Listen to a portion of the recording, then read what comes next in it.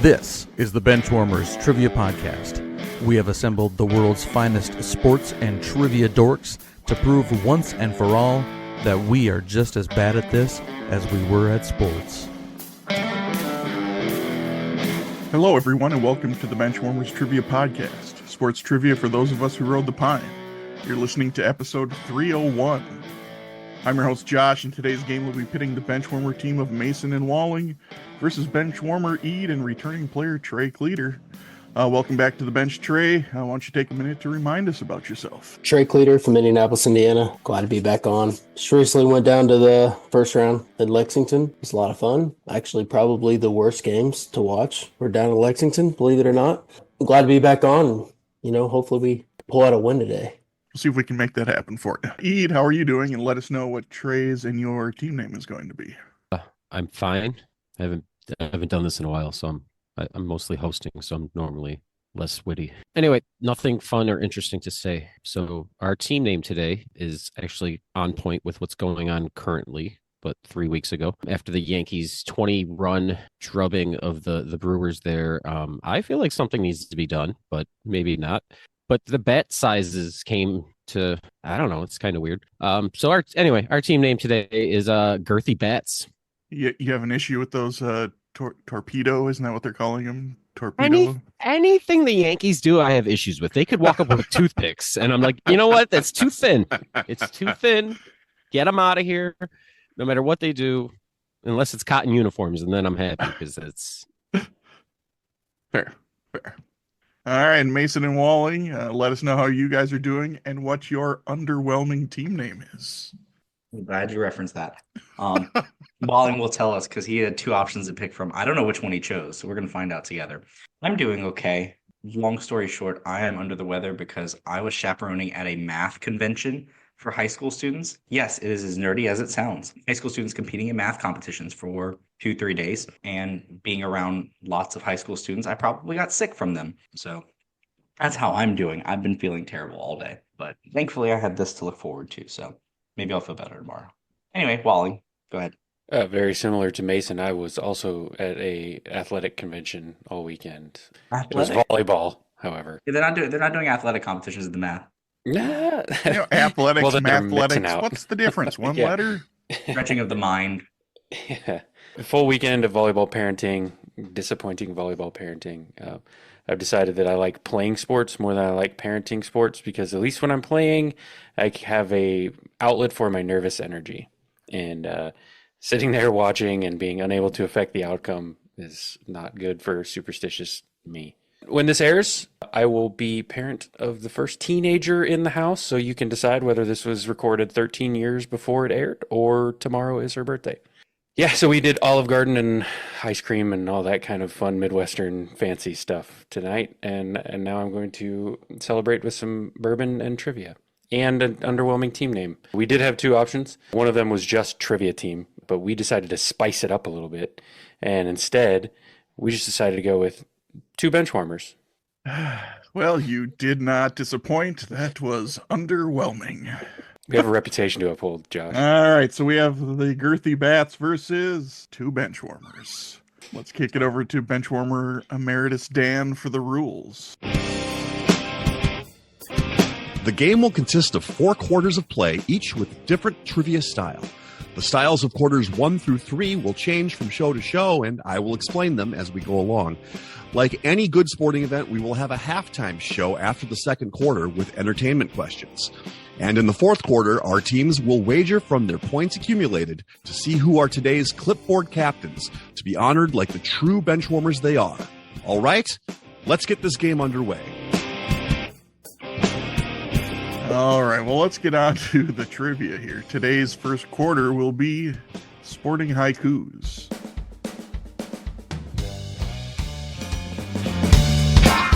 Sporting Haikus. For this quarter, there will be 4 questions in haiku form. Each question is worth 25 points.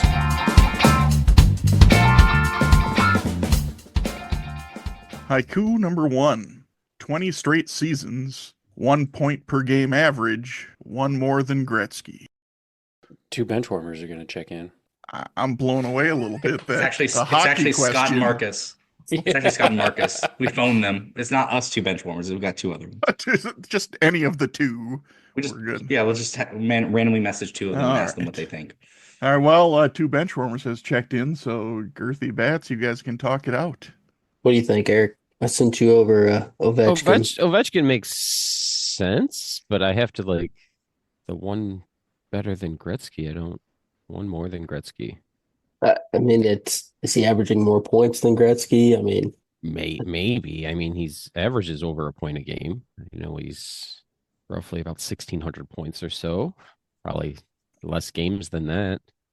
He's still 5 away from Gretzky, if I remember correctly, unless he's done something else. But the one more than Gretzky, so maybe Gretzky had, or is he referring to 20 straight seasons averaging over a point a game? that could be it as well. And the only reason why I put Ovechkin in the chat is because he's been around forever. Yeah. I guess average because let's just go. I don't want to overthink it because Crosby comes to mind too because he's been playing probably just as long. Yeah, that was the other name that I was thinking of too, but I don't think he's been there that as long as Ovechkin though, has he? 20 years. I think this is his 20th year. So yeah, let's go Ovechkin. All right, we'll check in with Ovechkin. Okay, and two bench warmers. What did you guys have for an answer? We did not want to overthink a hockey question, and this was the only name that made sense to us non-hockeyers, so we checked in with Ovechkin. No points will be awarded. The other option, Ede, is the correct answer, Sidney Crosby, because this is his 20th season in the league, and for every season, he has averaged 1 point per game, and Gretzky only did it 19 straight seasons. So the correct answer is Sidney Crosby. This is Ovechkin's 20th season as well, then. It could be, but he every season did not obviously average a point per game. No, that's what caught me off. So this is every season. Every season. It was Sidney the wording Crosby that threw me averaged off. a point per game. Yeah. For 20, okay. So it's 20 straight seasons. This is one of those times where doing an Ede haiku would have helped, like just a couple more syllables. Just 3 more lines next time. It's 20 straight seasons, 1 point per game average. That's free in each of those 20 straight seasons. Yeah, no, I know. Right. I'm not, 2 extra lines. I'm not saying it's wrong. I'm just saying. I know you don't like to get hockey questions wrong. I just feel like, it makes sense. Whatever. I was surprised to see that it was basically every season he's played. He's done it. Most people don't know they were drafted separate drafts, but they've played the same amount of seasons because Ovechkin's he won Rookie of the Year when basically stole it from Crosby because the lockout. Oh, okay. Yeah. All right. Well, let's move on to haiku number 2, see if we can get some points on the board. Hall of Famer soon. 300 in 10th at bat. Never dropped below. We'll check in. All right. 2 bench warmers has checked in. So, Girthy Bats, you guys can talk it out. So soon, does that mean within the next year or so, or does that mean he just retired? Oh, I mean, maybe just retired. 310th at bat. I don't get what that means. Do you know what that means? Hit his 300th home run. The 300 is .300 for you listeners. Yeah, I was thinking batting average. Okay. Would it be Miguel Cabrera, maybe? Never hit below 300. Well, never dropped below 300 in his career, is what I'm thinking. So is that Miggy? Where's Pujols standing in any of that? See, those two careers are so similar. But when we're in that same boat again with the Crosby Ovechkin. When I think Triple Crown, though, I think Miguel Cabrera. Yeah. When I think more power, I think Pujols, right? Yeah. All right. I'll go with you on this. Let's go with it. Yeah, we'll check in with Miguel Cabrera. Okay, and 2 bench warmers, what do you guys have for an answer?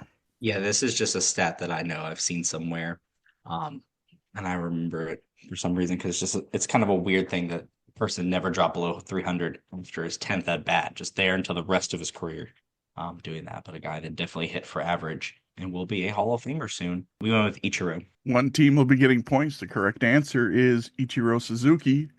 Lou Gehrig accomplished this feat with a home run in his 8th at-bat. So after his 8th at-bat, he never had a career average drop below 300. Other greats, it took Ty Cobb's approximately 746 at-bats to have his career average stay above 300. Rogers Hornsby, 377. Joe Jackson, approximately 115 at-bats. Tris Speaker, 887. Ted Williams, 242. Babe Ruth, 829. George Sisler, over 1,000. And Tony Gwynn, 443. So, it usually doesn't happen that quick. But I was really surprised when I saw that Lou Gehrig did it in his 8th at-bat. But yeah, this one was kind of going around the socials with Ichiro, that stat of Ichiro getting a single in his 10th at bat, and then his average never dipped below 300 for the rest of his career. Okay, so Girthy Bats is having a hard time making contact with their girthy Their sweet bats. spot is you're not hitting the sweet spot yet. It's a new bat. Give me a minute. I'm gonna break it in a little bit. All right, let's try haiku number 3. A whole lot of chalk. This year's Women's Elite 8, lowest seed this round. We'll check it. All right, 2 Benchwarmers has checked in.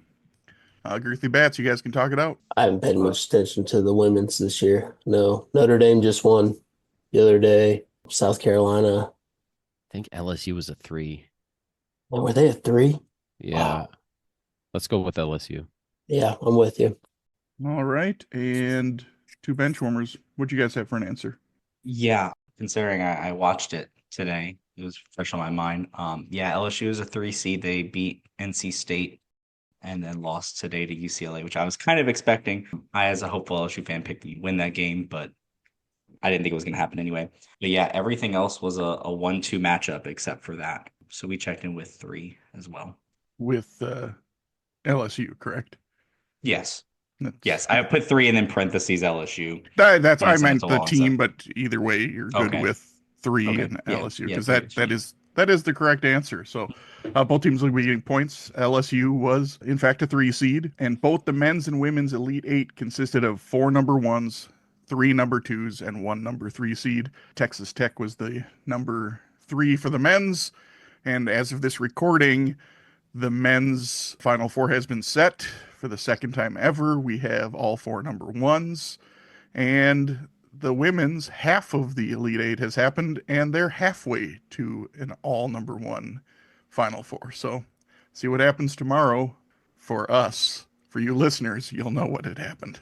All right, so now everybody's got some points. Let's move on to haiku number 4, our last in the first quarter. 3rd team in 3 years, 6 straight open day home runs. He's an O this year. We'll check in. 2 Benchwarmers has checked in, so Girthy Bats, you guys can just start talking this one out. It's Yep. Tyler O'Neill. Yeah. Yep. It just popped up on my one of my reels the other day. I was watching it. So. Tyler O'Neill is an Oriole. Yes, that is correct. All right, you go with that? Yes, sir. All right, we're gonna check in with Tyler O'Neill. Okay, and 2 Benchwarmers, what was your answer? Yeah, we Wally pre-called this. Yeah, I did. I said, hey, here's some things that have happened this week, and Josh's haikus run recent. And so there were 2 names, and this was one of them. But we also Yeah, checked well, in. maybe the other one will come up. Yeah, At some point, TBD. we'll hold that one in the chamber. But we also checked in with Tyler O'Neill. All right, both teams will be getting their points. Correct answer is Tyler O'Neill. O'Neill extended his record, which he set last season as a member of the Red Sox. The previous record was 4 and was held by Yogi Berra, Gary Carter, and Todd Huntley. All right, after the first quarter, we have the following scores. We have Girthy Bats with 50 and 2 Benchwarmers with 75. We wanted to let you know that we are on Patreon if you'd be interested in supporting us financially. Your contributions will be used to help us cover the costs that it takes to bring you the high-quality sports trivia you have come to expect from us. There's also some great perks that come with the Patreon membership to the Benchwarmers Trivia Podcast, including bonus episodes and Benchwarmers swag. You can find us at patreon.com/benchwarmerstp. Thanks. Today's second quarter will be 5-on-3.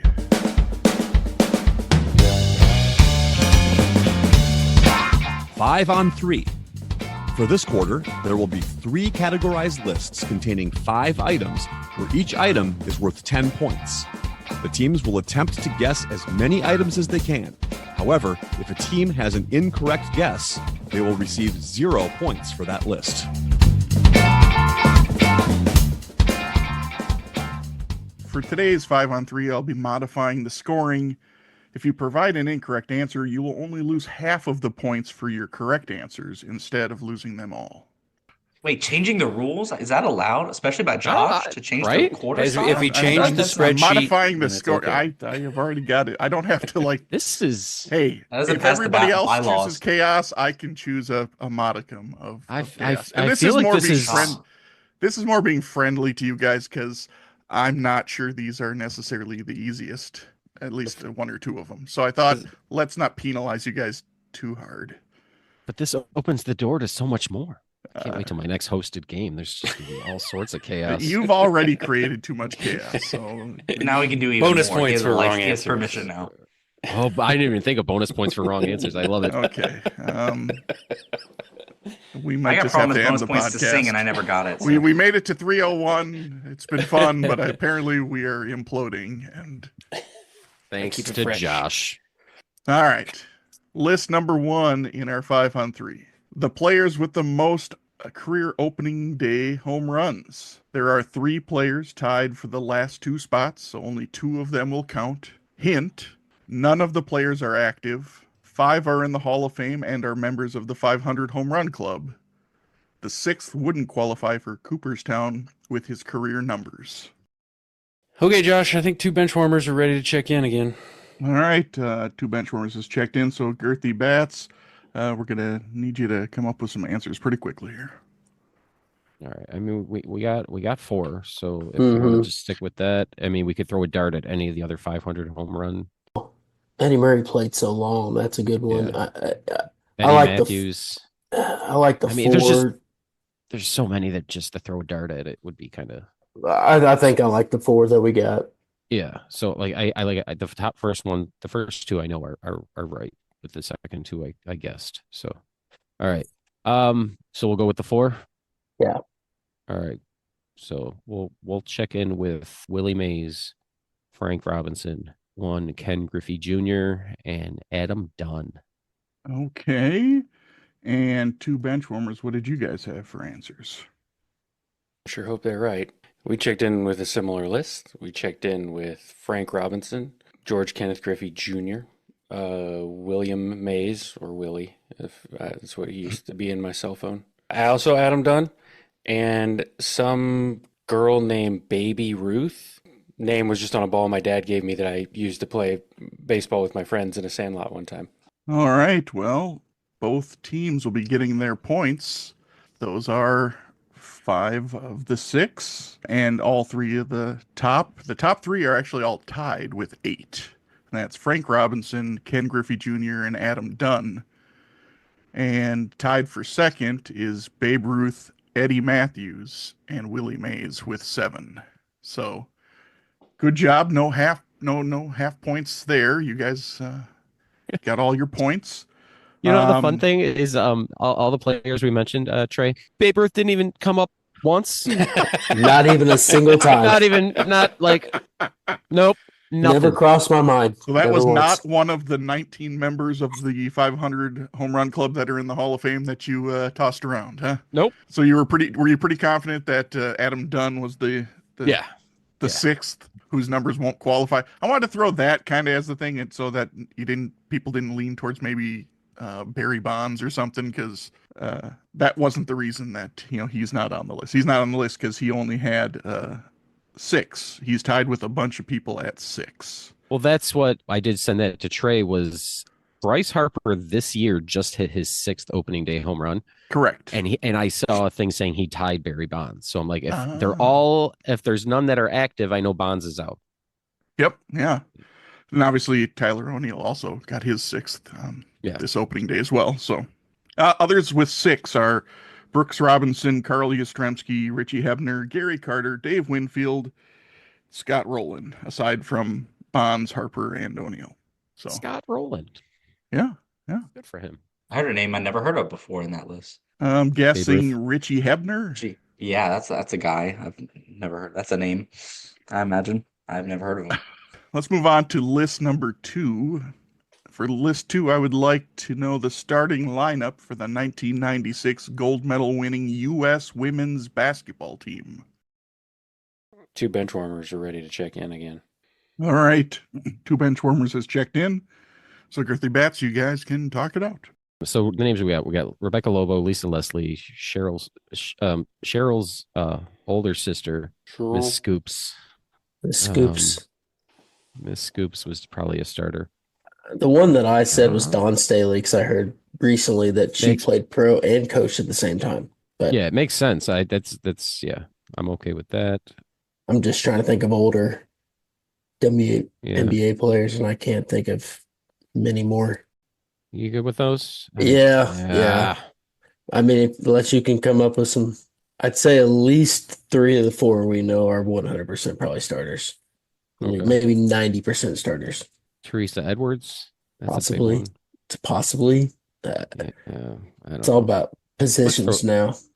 Yeah, let's just let's throw her in there. I like it. All right, go ahead. All right, we're gonna check in with Cheryl Swoops, Lisa Leslie, Rebecca Lobo, Dawn Staley, and Teresa Edwards. Okay, and 2 bench warmers. What did you guys have for answers? Mason informed me he would not be able to help as he was neither alive nor interested. Or were you alive? I'd say I wasn't interested. Okay. All right. I might be interested now because it's a question we're asked. But you weren't interested when you put thought weren't to alive. it, I guess, before. Yeah.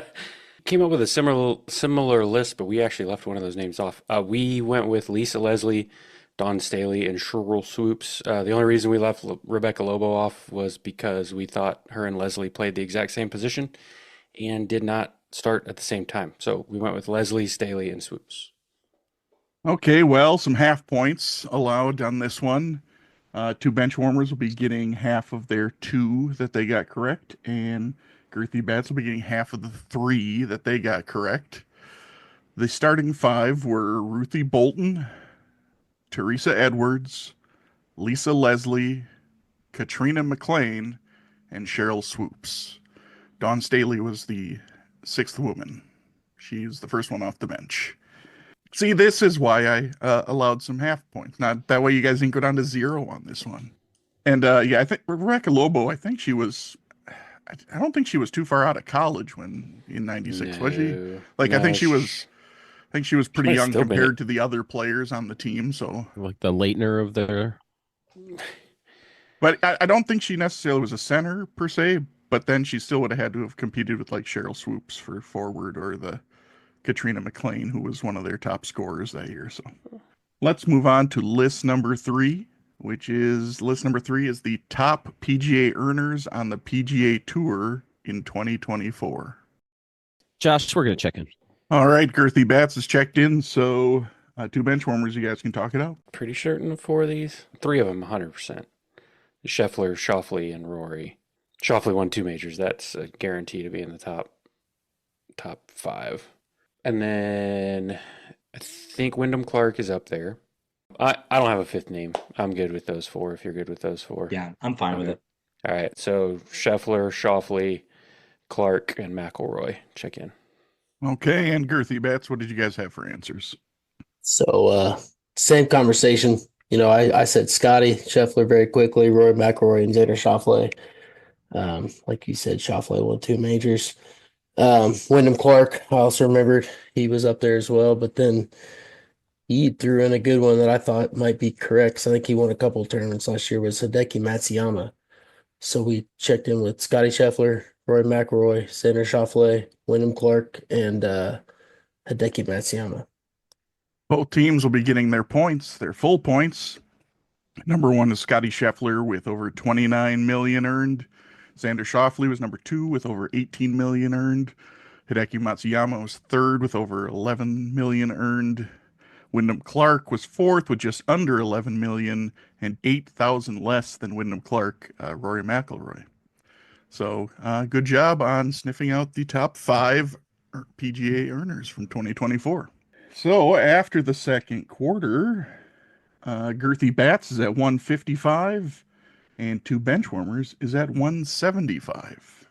And that brings us to halftime.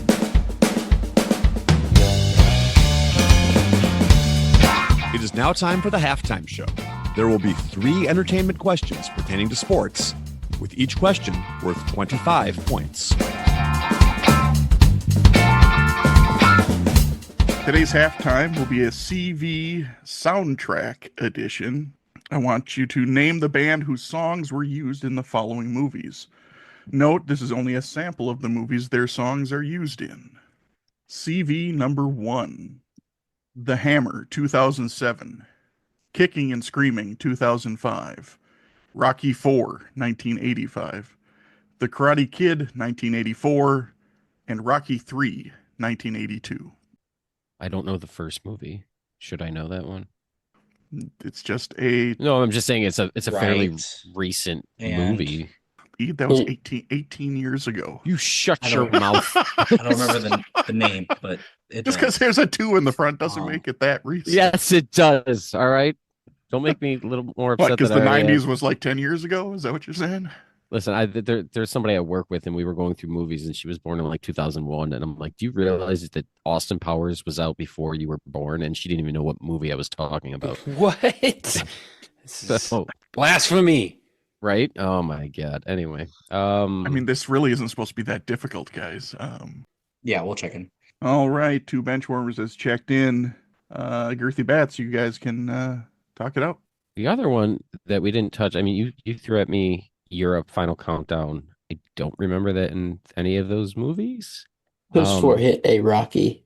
Yeah, but what about, might not necessarily be multiple songs, but it could be just like Survivor, Eye of the Tiger. Yeah, Eye of the Tiger. I'm pretty sure that was in. Isn't Kicking and Screaming the Tigers? Isn't that their mascot in that? Yeah.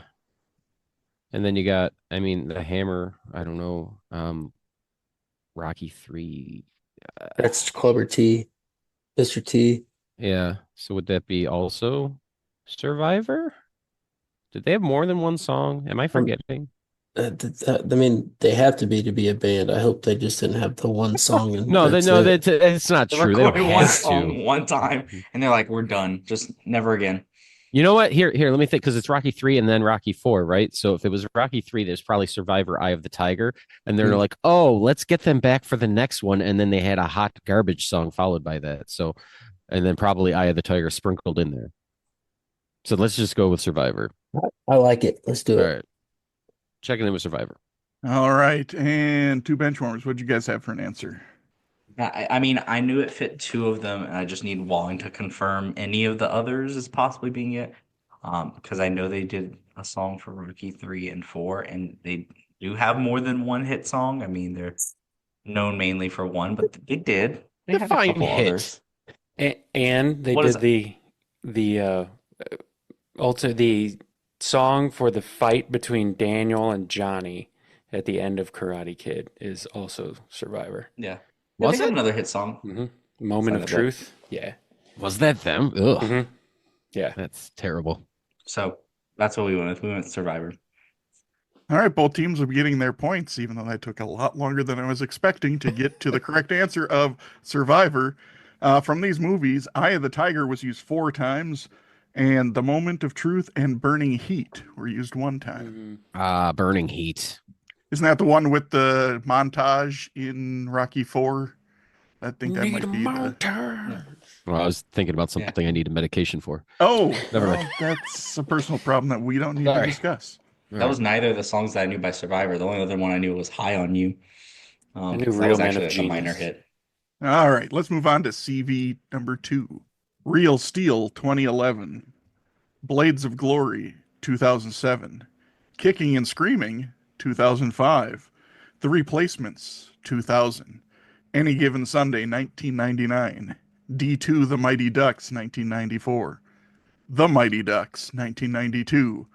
Wayne's World, 1992. And Revenge of the Nerds, 1984. We'll check in. All right, 2 benchwarmers has checked in, so Girthy Bats, you guys can talk it out. Well, when Blades of Glory came up, I didn't think it was a song that was provocative and got the people going. But, I think you are right when it comes to Queen, because you got We Are the Champions in both Mighty Ducks movie. Then you got Bohemian Rhapsody and Wayne's World. Yeah. And We Are the Champions in The Replacements, maybe? Was it? We Will Rock You, maybe. Oh, We Will Rock You. There you go. So that's it. And I believe that's in Kicking and Screaming as well. Possibly. Okay. I- I've never seen Real Steel, so I can't tell you. Yeah. I think that's that's the one. It's either Queen, Gary Glitter, or Young MC. I just can't think of what Queen song was. Remember the Titans, I guess. There's so many that actually have Queen in them. If we can't Or think not of the remember one, the replacements. Was he Yeah. playing Fat Bottom Girls when he got That's- like plowed on the side of the car and the No, it'd be I'm in love with my car. That's probably the one you It's can. Revenge of the Nerds has some bicycle Queen. ride? It's gotta be. it's got to be. I agree with you. All right, let's go. All right, we're Let's checking go. out Queen. All right. And two benchwarmers, what do you guys have for an answer? Yeah, the only one they missed out of there was the Blades of Glory, which is Flash's theme. So we checked in with Queen's. Flash. Queen. Both teams are getting their points. Correct answer is Queen. And from these movies, We Are the Champion was used 5 times. We Will Rock You 3 times. And Don't Stop Me Now, Bohemian Rhapsody, Flash's theme, and Till I Collapse were used 1 time. Okay. And our final CV3. The soundtracks are We Are Marshall, 2006. The Longest Yard, 2005. Remember the Titans, 2000. The Waterboy, 1998. The Big Lebowski, 1998. Prefontaine, 1997. Forrest Gump, 1994. Blue Chips, 1994. Rudy, 1992. And American Flyers, 1985. Josh, we're checked in. All right, Girthy Bats is checked in. So 2 benchwarmers, you guys can talk it out. All right, so Fortunate Son, Forrest Gump, Born on the Bayou, Waterboy. Hey, Waterboy. I think Blue Chips has Looking Out My Back. What is it? Back Door? Yeah, look how my back door. Yeah. Any of these have Proud Mary in it? Certainly, they've got some Bad Proud Moon Marys Rising. and some other. Yeah, I was gonna say I can totally see I can Fortunate list Son being CCRs the on rest for of you. these. So yeah, I think CCR is probably our go-to here, right? The only one that I could for sure confirm is Waterboy. Like if you named a band, I could tell you what song in Waterboy it came from. I've seen it too many times. Originally, I was thinking The Doors because I know The Doors have a song in Waterboy. What is it? He's Frog is during one of the scenes from it. So I first thought it was The Doors because that kind of fit like Forrest Gump time era, but I can't think of any others that definitively work for any of the others. So I'm fine with CCR. All right, CCR it is. All right, and Girthy Bats, what was your answer? The one movie that tripped us up a little bit was Rudy. We weren't sure if CCR was in Rudy or not, but kind of fit the rest of them. So we also went with CCR. Both teams will be getting their points. Correct answer is Creedence Clearwater Revival. From these movies, Looking Out My Back Door was used 3 times. Running Through the Jungle and Fortunate Son 2 times. Bad Man Rising, Born on the Bayou, Up Around the Bend. Have You Ever Seen the Rain? And Bootleg were used 1 time. And Rudy, it was Run Through the Jungle. To answer an earlier question, The Hammer was a boxing movie starring Adam Carolla. Oh, straight to DVD. Now, Probably. No? Probably. I looked that up in between questions, and I don't agree with that. That is a 2023 Reba McEntire thriller. That is a different The Hammer. I have a much different one that I would never mind. We don't need to know This is what the adult girthy Hammer. film you have seen called that. It was a girthy hammer. Oh, jeez. All right. Yeah, that one was okay, but maybe that one won't be resurrected again. No. That's fine. Yeah, so good job. So after halftime, both teams swept the halftime. We have the following scores. Girthy Bats is at 230. 2 Benchwarmers is at 250. And it's slightly better news for Girthy Bats because today's third quarter is Lucky 7.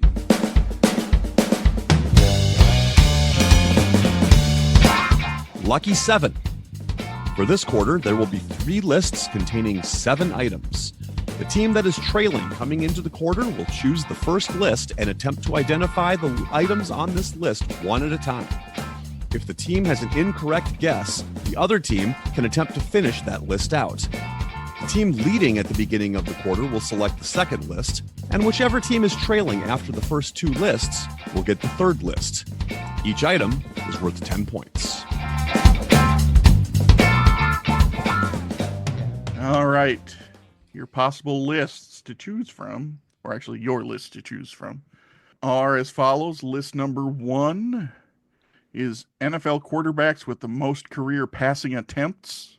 List number 2 is the Major League Baseball pitchers with the most career innings pitched since 1961. And list number 3 is NBA players with the best career plus minus since the 1996-97 season. And for that third list, the reason it's since the 1996-97 season is that's the first season they started tracking plus minus in the NBA. All right, so Girthy Bats, why don't you take a moment and figure out which list you guys would like to attempt first? We're going to go with the NFL list, the most career passing attempts. All right, Girthy Bats, take some time to come up with your list of the NFL quarterbacks with the most career passing attempts. Josh will check in. All right, Girthy Bats is checked in and is going to start giving me their list of NFL quarterbacks with the most career passing attempts. First on the list, we're going to go with Tom Brady.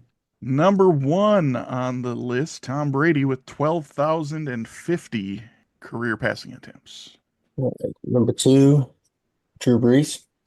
Drew Brees is in fact number 2 on the list with 10,551 passing attempts. All right, the next one we'll go with was Mr. Brett Favre. Brett Favre is number 3 on the list with 10,169 career passing attempts. Next, we'll go with Peyton Manning. You are going straight down the list. Peyton Manning is number 4 on the list with 9,380 attempts. Next, we'll go with Matt Ryan. Matt Ryan is number 5 on the list with 8,464 passing attempts. Then we will go with Ben Roethlisberger. Ben Roethlisberger is number 6 on the list with 8,443 passing attempts. It's got to be that. It's got to be The first one. Don't overthink it. All right, yeah. Dan Marino. Dan Marino is number 7 on the list Wow. with 8,358 passing attempts. The next 4 are within 250 passing attempts. Aaron Rodgers is number 8 with 8,245. Matthew Stafford, 8,166. Phillip Rivers, 8,134. Eli Manning, 8,119. John Elway, 7,250. Warren Moon, 6,823. Joe Flacco, 6,751. And rounding out the 15, Drew Bledsoe, 6,717. So it kind of starts falling off a bit when you get down to, after 12 there. Nice job running the list. So 2 bench warmers. Which of the 2 remaining lists would you guys like to attempt? That's a silly question, Josh. Baseball. Why don't you guys take some time to come up with your list of the Major League Baseballs with the most career innings pitched since 1961? Wait a minute. You said pitchers, not baseballs. I'm not sure what baseballs have been pitched the most innings. That's a different question. What?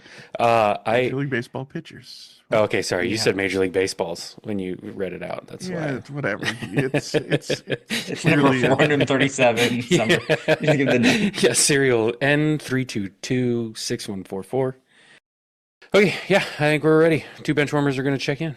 All right, 2 bench warmers checked in. They're about to give me their list of Major League Baseball pitchers with the most career innings pitched since 1961. Necro. I need you to be more specific. Phil. Phil Necro is number 1 on the list with 5,404 innings pitched. Lynn Nolan Ryan Jr. Nolan Ryan is number 2 on the list, 5,386 innings pitched. The uncomfortably named Gaylord Perry. Gaylord Perry is number 3 on the list, 5,350. The wonderful hair that is Don Sutton. Don Sutton is number 4, 5,282 and a third innings pitched. Okay. Steve Carlton. Steve Carlton is number 5 on this list, 5,217 and 2/3 innings pitched. Do we run it in order? Can we run it period? But let's see if we can do it in order. Bert B. Home Bly 11. Bert Blyleven is number 7 on the list Dang. with 4,970 innings pitched. All right. And then the last one we had was Gregory Maddox. Greg Maddux is number 6 on the list with 5,008 1/3 innings pitched. Well, after a little tougher 5-on-3, apparently our lucky 7 is just plenty easy. How far back is it? Clemens is pretty close though, right? Clemens He's like is number 8 at Okay. 49-16 2/3. Okay. Number 9 was Tom Seaver at 47-83. Tommy John was next, then Fergie Jenkins, Jim Cott, Tom Glavine, Frank Tanana, and rounding out the 15, the big unit, Randy Johnson. All right, well, since both teams ran their lists, that means Girthy Bats, you guys are still trailing going into the third list. So you will have the first attempt at identifying the NBA players with the best career plus minus since the 1996-97 season. We're going to check in, Josh. All right, the Girthy Bats have checked in and are about to start listing off the players they believe have the best career plus minus since the 1996-97 NBA season. So go ahead and start naming. We're going to start with LeBron James. LeBron James is number 2 on the list at plus 73.68. We're going to go with Dirk Nowitzki. Dirk Nowitzki is number 3 on the list at plus 65.14. All right, and then I think there's a few of these guys on there. We're going to go with Tim Duncan. Tim Duncan is number 1 on the list at plus 89.05. So keeping with that, let's say Tony Parker. Tony Parker is number 6 on the list at plus 56.79. For fun, Steph Curry. Steph Curry is number 5 on the list at plus 60.90. All right, so we're now down to our last 2. It felt good, so we're going to say Chris Paul. Chris Paul is number 4 on the list at plus 61.57. All right. So I sent to Trey, I said, there's 2 Spurs. Could there be a third? And who would that third one be? So we didn't like Shaq. We didn't like Kobe for this. Nash came up. We didn't like him. So we went with Manu Ginobili. Manu Ginobili is number 7 on the list at plus 54.71.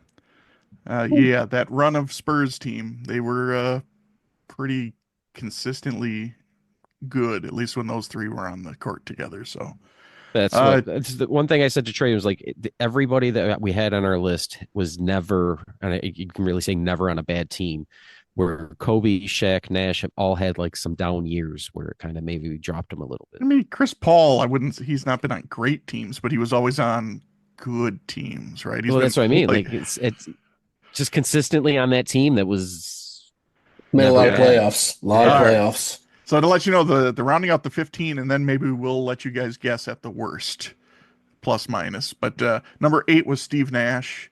9 was Kevin Garnett. 10 was Shaq. 11, Kevin Durant. 12, James Harden. 13, Kawhi Leonard. 14, Kobe Bryant. And number 15, Nikola Jokic. All right, do you guys want to take a guess at who you think the worst career plus minus player or players? I got the top 7. All of these are at least negative 1,000 or more. Jeez. Most of these are probably current. None of these players, I don't think, are playing in the league.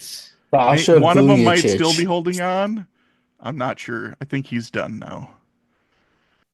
How bad? Somebody who's played for like awful teams for a long time.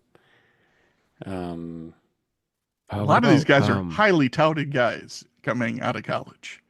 I mean, if you want, I can just start telling you the list. Give me a hint. Give me a hint on one. Eddie Curry one? Whose number? Yes. He has to be. No. Surely. Michael Kidd Gilchrist. No. Give me the team. Who's the first number 1? What's number 1? Grizzlies. Yeah, Sharif Abdul-Rahim. Sharif Abdul-Rahim is number 1. Awful teams his whole career. Negative 2,896. How is Eddie Curry not on that list? He's not. He played forever. What about Al Jefferson? Awful Knicks and awful Chicago not Al Bulls. Jefferson. Now, just because you played on bad teams, at times, even True. bad teams have pluses All right. during fair. games. When So I number think two, of bad, hold on. This is my last guess. All right. When I think of a bad NBA player on a bad team and just hung around forever, Jarrett Jack. no, not in the. See, So legend. these ones all could be in the negatives leading up to negative 1,000 career. They haven't topped 1,000 career in the negative. Number two, Juwan Howard, Oh yeah. negative 1773. Number three, Corey Maggette, Yeah. negative 1542. Number four, Anton Jameson, negative 1423. Jamal Crawford, did he retire all finally? Or is he still he hanging did. on? He's an analyst now. All right. He was number five at negative 1276. We got a guy who is currently a GM for the team that Yeesh. drafted him, Elton Brand, oh, Yeah. negative 1073. And a guy who maybe if he hadn't wanted to go play in a bigger market and stayed playing with Kevin Garnett, maybe would have actually had a plus rather than a minus. Stephon Marbury, Marbury, negative 1017. Is China a bigger market? I guess it is kind of. Well, I mean, technically, yeah. Significantly number one, Sharif Abdurrahim. Went from awful Hawks to awful Grizzlies. He played for a very long time. Yeah. So, yeah. So after the third quarter, I do believe we have a lead change. Two bench warmers, to no fault of their own, just didn't get a chance to give any more list in the third quarter. They're at 320, and the Girthy Bats are up to 370. And that brings us to the fourth quarter.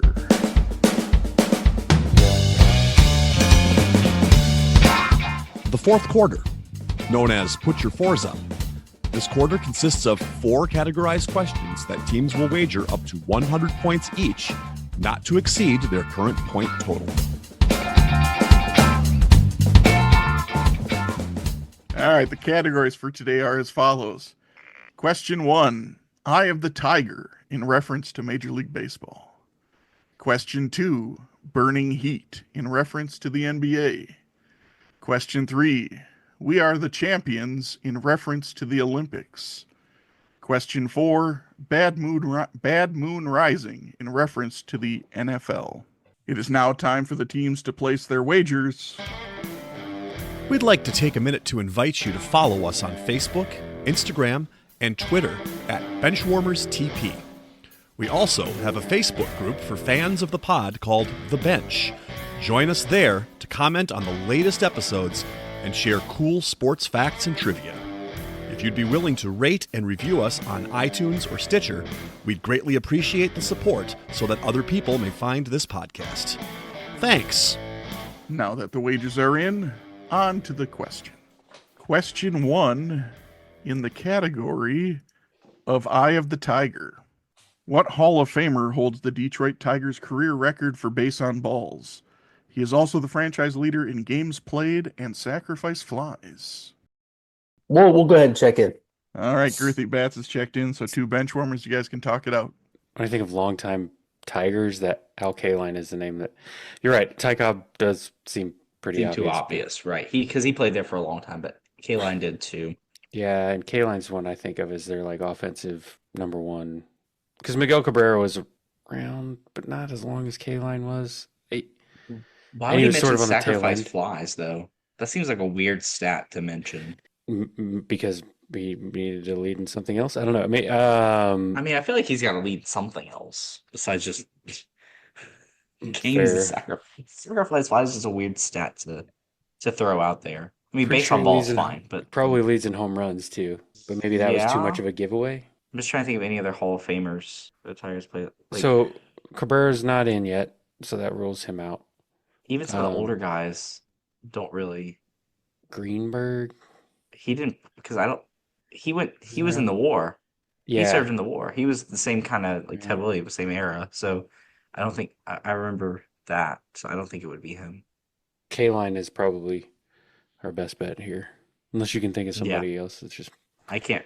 I mean, it's Okay. not going to be any of the. all right. Let's do it. Yeah, Al that's fine. Kaline for 100 points. Okay, and Girthy Bats, what you guys have for an answer and a wager? We kind of Threw a few names around. I said Alan Trammell, Al Kaline. E threw out Cecil Fielder. We finally decided on Al Kaline for 100 points. All right, both teams are getting their points. Correct answer is Al Kaline. Kaline had 80 more walks and 13 more sacrifice flies than Lou Whitaker, who is a non-Hall of Famer. I'm not sure why. And he played in 28 more games than Ty Cobb. Kaline is also the franchise leader in home runs and outs made. Note, sacrifice flies were first tracked in 1955. So that is the reason that I had sacrifice flies included, because that would exclude Ty Cobb, who was number 2 in games played, and that's why that stat was used. Okay, that makes sense. To help lead you to an era where the correct answer was. You got there anyway, so you didn't really need it. Both teams got their 100 points, so we don't need to talk more about the score. Let's move on to question number 2 in the category of burning heat. Before being passed by LeBron James in 2014, what small forward held the single-game scoring record for the Miami Heat with 56 points? He set that mark on April 15th, 1995. Josh, we're going to check it. All right, Girthy Bats is checked in. So 2 bench warmers, you guys can talk it out. Let me know your answer and your wager. How is your early to mid 90s Miami Heat knowledge? I'm thinking of guys, but they're not small forwards, so it's like I'm struggling on that part because I'm thinking of players around that time, but none of them are fitting that position for me. So yeah, Ronnie Cycli. Yeah. I was thinking of Alonzo Mourning, Tim Hardaway Sr., like those kinds of names, but obviously those are a little later, right? Like late 90s, maybe. I thought they were. No, I you're for some right. reason mid 90s, but I don't. I mean, it's just I can't really name a whole lot other than that. So the name that I threw out there was the only guy that I thought was a Heat guy that scored and played roughly that position was Glenn Rice or Harold Miner. And I don't think Harold Miner ever scored 50 points unless it was on a dunk in the dunk contest. Okay. Yeah, I would pick Glenn Rice over Harold Miner. I mean, that's like the only semi-small forward name that I can think of. Small forward shooting guard. I won't get in this argument with Josh again. Yeah, I remember. I was on that episode. I remember that. This is the position that this player played his entire career. Good to know. All right, good. Pretty sure he was a member of the NBA Jam team for them too. So, all right, let's do it. Glenn Rice, you good with it? Yeah, that's fine. All right, Glenn Rice, 100 points.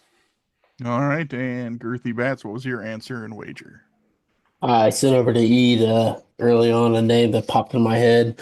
Couldn't figure out why, and he said it's because NBA Jam, isn't it? I said, yeah, that's probably why. Maybe the best player in NBA Jam at the time. We also checked in with Glenn Rice For how many points? for 100. Both teams are again getting their points. Correct answer is Glenn Rice. In the offseason after this feat, Rice was traded along with Matt Geiger to the Hornets for Alonzo Mourning. Geiger. There you go.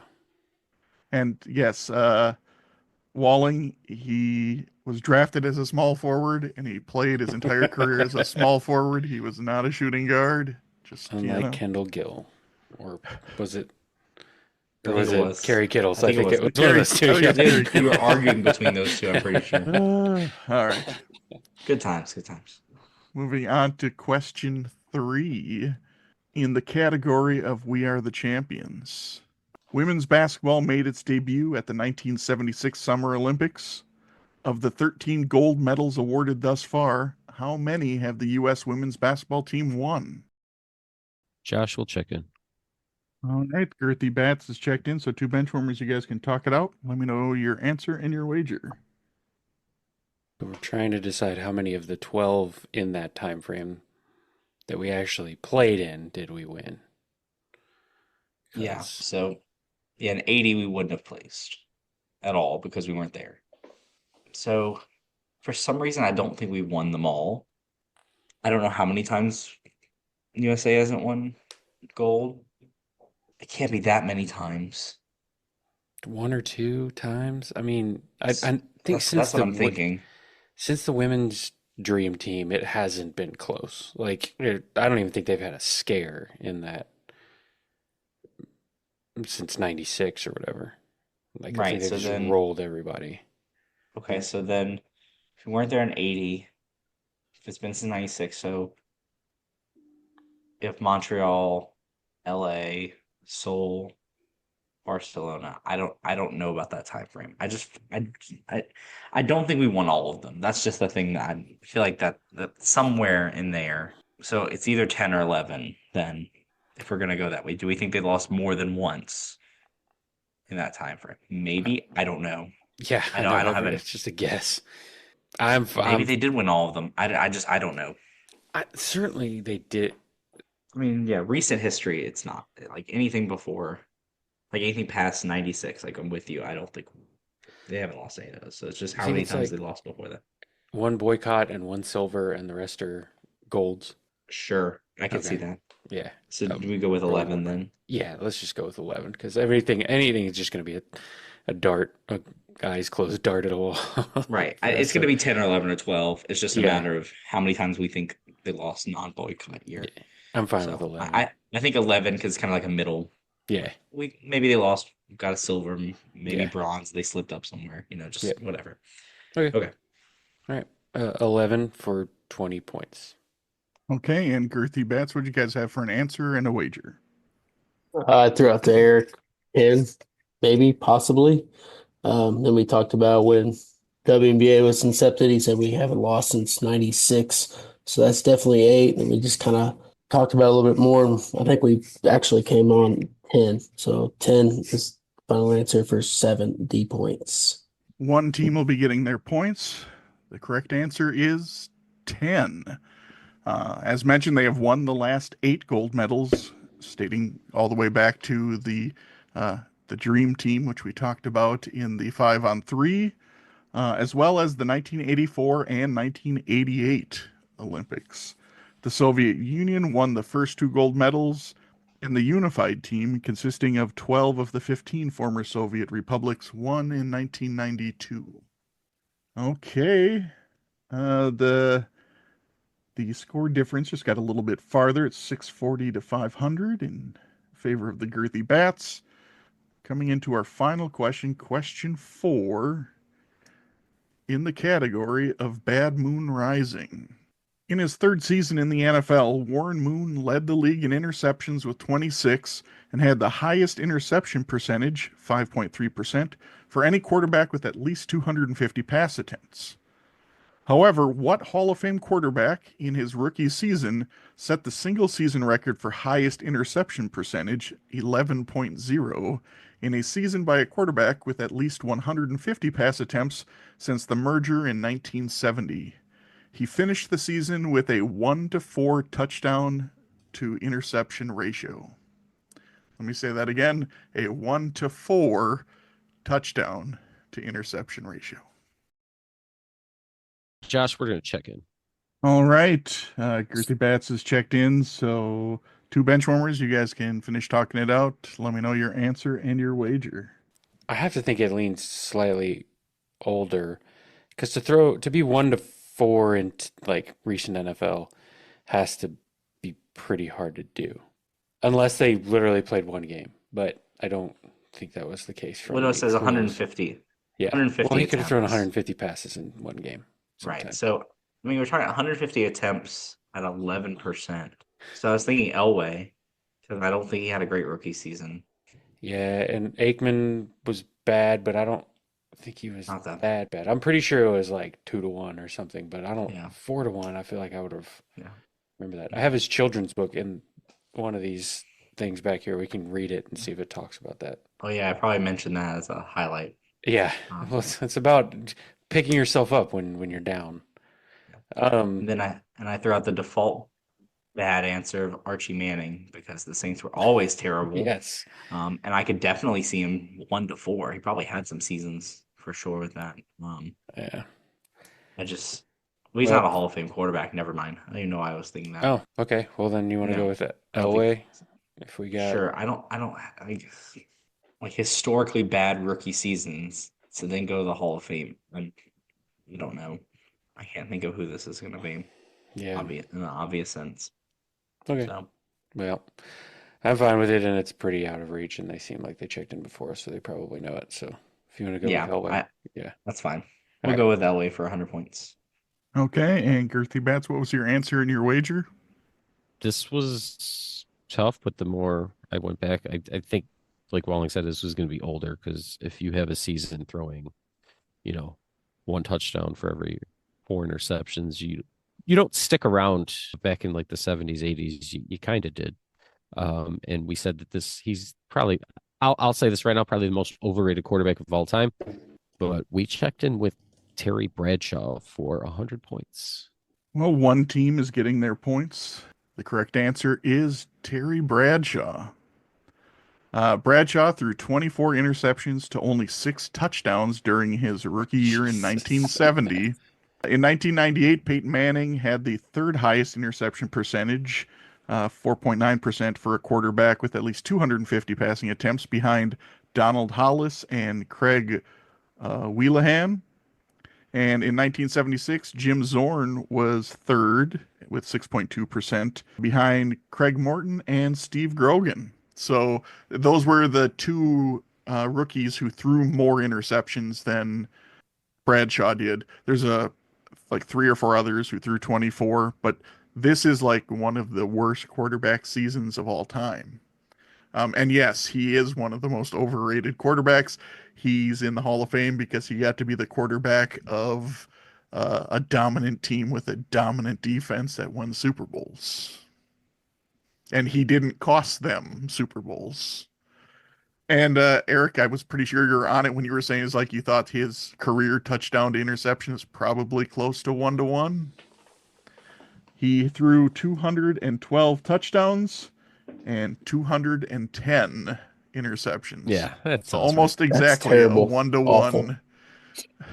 touchdown to interception ratio. Troy Aikman's rookie season, 0-11, 9 touchdowns, 18 interceptions. So. That's a 1-to-2. That's not 1-to-4. That's twice as good. It's still, I mean, it's can you still not believe good. it? Half as bad if you want to put it Yeah, that way. yeah. It's half as bad. All right. Okay. Well, with that, the game has come to an end, and here are the final scores. 2 bench warmers. We're not sure which 2, but 2 of them finished with a score of 400. And our clipboard captains of the game, who are receiving the coveted Jameis Winston Award with 740 points, are the Girthy Bats. So, Trey, congratulations. You got a victory. Is there anything that you'd like to say before we call it a night? Hey, I'm happy to be on. I always have a good time when we get together and do this. I appreciate you guys letting me come on here and, kind of stink up your trivia, but, I have a really good time doing it. Listen to every single episode, so being a part of a couple of them is pretty cool. So thank you guys for letting me be a part of it. Absolutely. You're welcome. And thank you for joining us because we like having guests on because sometimes when it's 4 bench warmers, Then you have to have 2 teams. you have to have 2 bench teams warmers. name 2 bench warmers, and it just doesn't work. Yeah. It's get real confusing. So anything else anyone else want to chime in before we call it a night? We good? We good? All right. Well, on behalf of Mason, Walling, Eid, myself, and the rest of the Benchwarmers, we'd like to say thanks for listening to the Benchwarmers Trivia Podcast. And until next time, we'll keep the bench warm.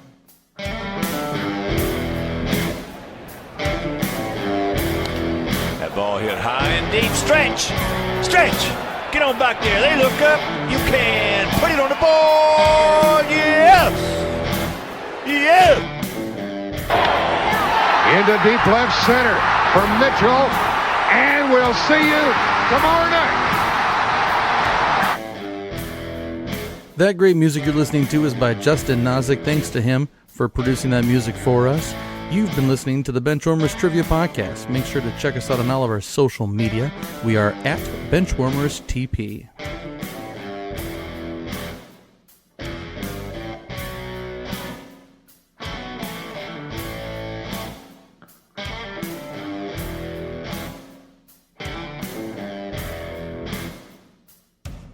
This is bonus for people that don't shut us off once the music starts.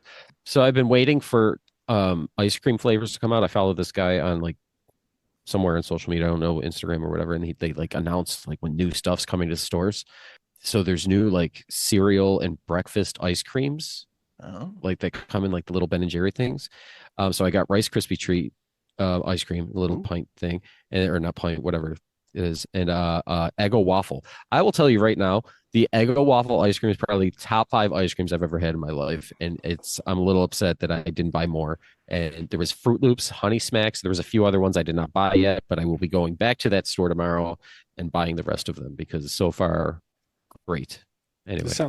This sounds a lot like what Chunk said to the Fratellis when he had his hand stuck in the blender. No, seriously, if you're at the store, like walking through the frozen section, you see Eggo waffle ice cream, you're like, that doesn't sound great. I'm telling you right now, if you like waffles and syrup, it's the best ice cream you'll ever have. All right. Well, there you go. And we are not sponsored by whichever company makes this ice cream. I don't even know who it is. Yet. Eggo? Hey, if this guy brought Costco chicken chunks to my house, I will trust implicitly until thank you proven otherwise. I don't steer people wrong, and I tell people this at work all the time because I always bring in weird snacks. They're like, where do you always find this? I'm like, I don't buy bad stuff. So just saying, if you see me eating it, chances are it's good.